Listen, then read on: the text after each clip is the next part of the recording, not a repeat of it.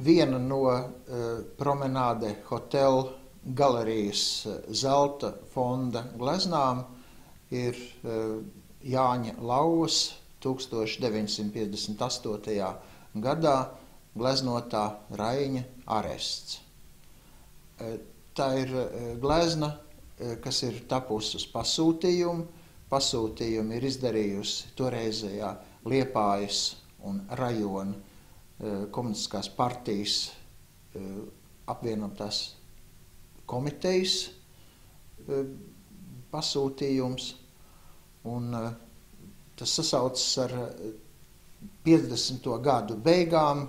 Visā Padomju Savienībā iestājās tāds mazs pēc Staļina laika atkušņa periods. Tas, ka nomainījās partijas vadība, ka Nikita Hruščovs publiski 1956. gadā partijas kongresā Josifu Visarionoviču Staļinu nosauca par tirānu.